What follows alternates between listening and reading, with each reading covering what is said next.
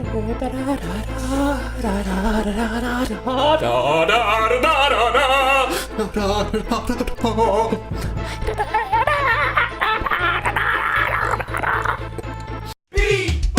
beat there. Games.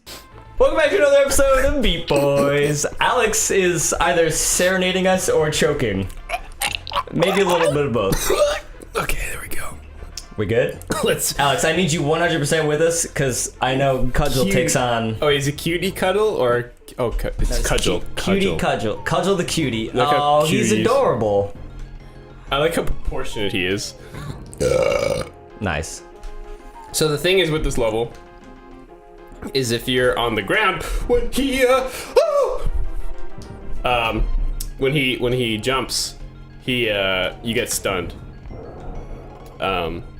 Don't you just wish that you were so buff that every time you jumped and like landed on the ground, everyone around you would be shooketh? You use the move Earthquake. You were basically a Pokemon. Where is this TNT coming from?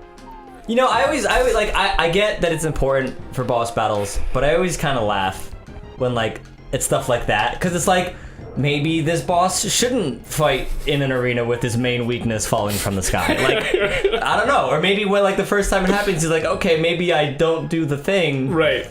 to give my enemy ammo, explosive ammo, that is clearly marked with giant white letters. Maybe I don't provide them with the stuff to throw at me. But, you know, I mean, he's very strong, and I'm sure this... He's a lackey, so he doesn't do the thinking, you know, He's just living his life. I mean, one gym day at a time. One just upper body day, definitely really. not like, leg day. Definitely no leg day for him. He focuses on the pecs, the chest, which is the pecs, back, tries, and buys, and you killed him. Just trying to get his swole on, man. Just trying to get his next helping of whey protein. For not doing leg day. That's actually fair. I respect that. Now we're fighting the bees. Oh, we're going to the crazy Creamland. Creamland. Creamland. Into the hornhole. We're gonna cream into the hornhole. Look, it's so sticky in here. No, you're stuck. You're stuck in the sticky goop. Yeah, you can't move left and right in this goop. You diddy too much, and now there's sticky stuff everywhere. you diddy. Even the kill noise is like. And then there's a porcupine, you know, that you usually find in beehives. Well, there's lots of bugs. Oh, look, there's like larvae and stuff in the background. Yeah. That's gross. Oh, dude. I don't like slime like crabs. What? I don't know. It's like the one bug I could think of that's. Oh, I mean, I also don't like that. Not that I've ever experienced it. Yeah. Oh God! Gotta watch out for those porcupines. You gotta watch out for this. Those porcupines. These porcupines. That's alright. You got another one. You can just keep diddying. You can just diddy yourself through What did the I level. do leaving my ditty here? Oh, I should have known that I left my ditty in the. It's the lava hornhole. spider.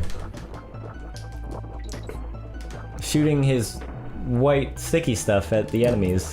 Just oh man. This episode has gotten weird. This episode has taken a turn in the sexual manner.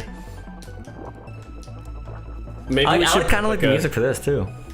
Oh yeah, I absolutely love the music from this game. Mostly because of nostalgia. Nostalgia. Nostalgia goggles. Not even once. Not even once. But more than once, because I love nostalgia goggles.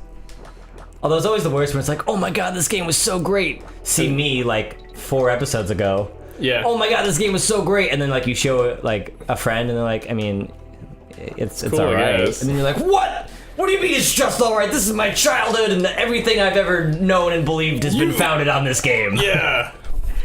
But then you like look at it, and it's like, okay, well, yeah, alright, it's alright. Yeah.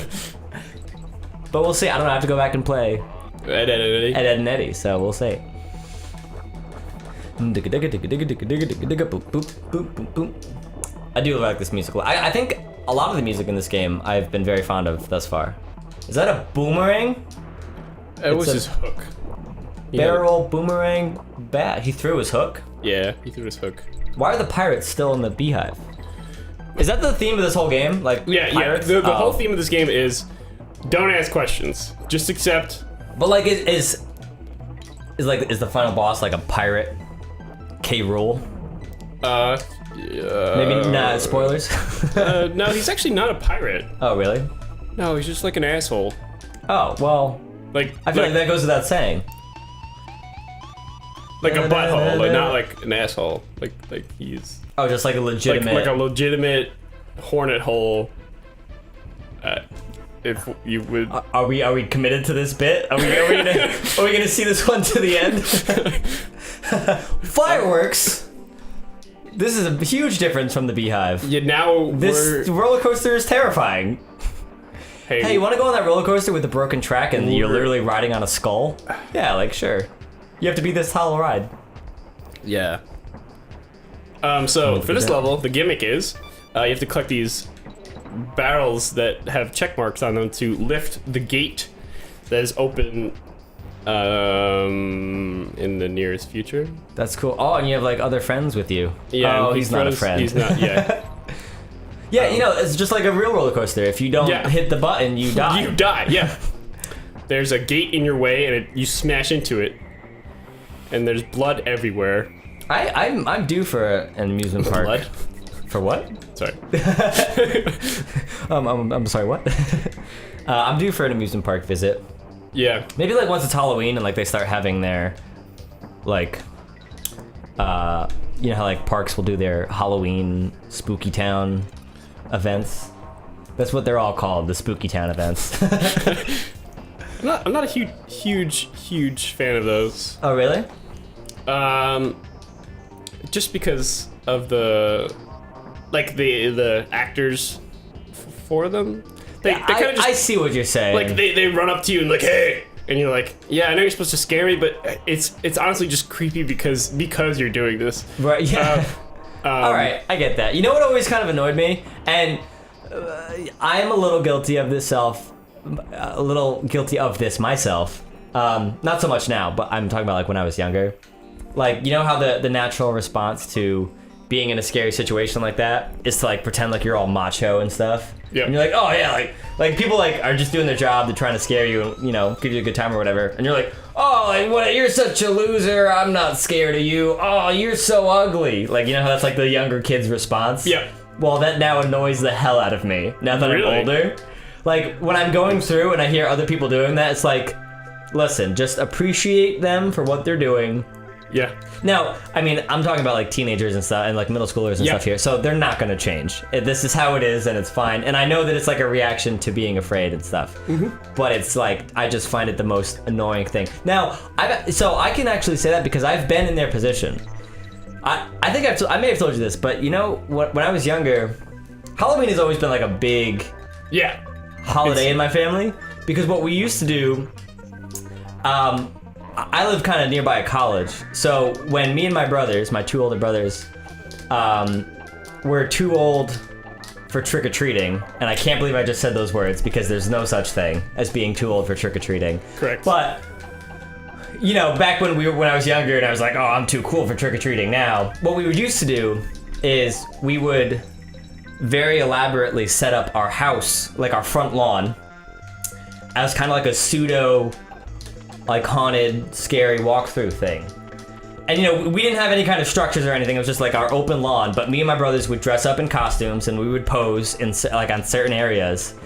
And we would scare people that would come to our house for candy. And we were one of the houses, like, we got the big candy bars. Oh. So there was incentive. Right. Like, and we lived by a college. So we would always get, it was always so satisfying to get college kids who were like, oh yeah, whatever, this is fine. Or like, some of this is fake. But me and my brothers kind of like had the timing down pat in terms of like, okay, so we know they're gonna be looking at, you know, my brother Matt here, and then my brother Michael is gonna like sneak up on them, and then when they turn around they'll get scared, and then when they do that, like I'll jump out of the tree next to them and like scare them that way. Like we had the timing down. It was awesome. But, you know, I would occasionally have the younger crowd who would have that same like reaction, how they would come up and be like, oh yeah, like, oh whatever, we're so cool and tough, you're ugly and gross and I hate you. And like, so I know how it feels to kind of be in the actor's shoes. Yeah. But I see what you're saying, how like some of them, oh wow, you're just going right through that bramble. Gotta love video game secrets. Yeah. And so like some of them can kind of get like all up in your face and be like, all right, chill. Yeah. Although I will have to say, so every year I used to go to Lake Compounce, which is an amusement park in Connecticut, where we're from, and they have their own haunted walkthrough thing. And I've been through it so many years, like I know what to expect. So, like it doesn't really scare me anymore. I still go because I can appreciate like the art and the work and stuff that's gone into it. I find that very cool. Mm-hmm.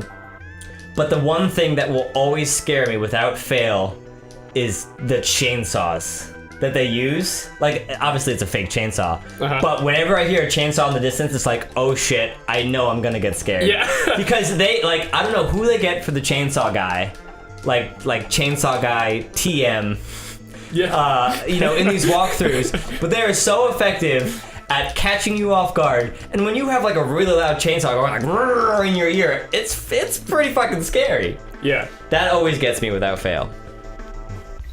I can't say that I had my Rip flying haunted shirts. Alright, I think we're gonna have to call this episode there. And we're gonna say next time on Meat Boys, we're gonna continue beating the game. Slowly but surely. Look at this dude. Look at this guy on the right. He's like, okay. He's like holding his hand out like an okay sign. I like the guy on the left actually. Or right, like right to the right of the ladder. He's holding his arms out. He just wants a big hug too. He's holding up the entire structure. I kind of like to imagine like that these two wooden pieces are like slowly drifting apart, and he's like grabbing them. He's like, no, I'm not gonna let them slide apart. The relatively new Spider-Man movie. Like the Spider-Man movie, exactly. With the fairy. With the Jesus Christ imagery. Right. Where he's like, friendship. What's this new Spider-Man called? It's Homecoming. Homecoming, right. Spider-Man and Homecoming. Spider-Man Homecoming. Good stuff. All right, next time on Beat Boys.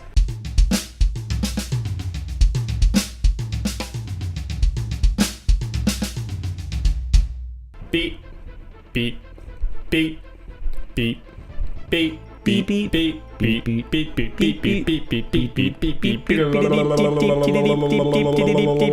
beat,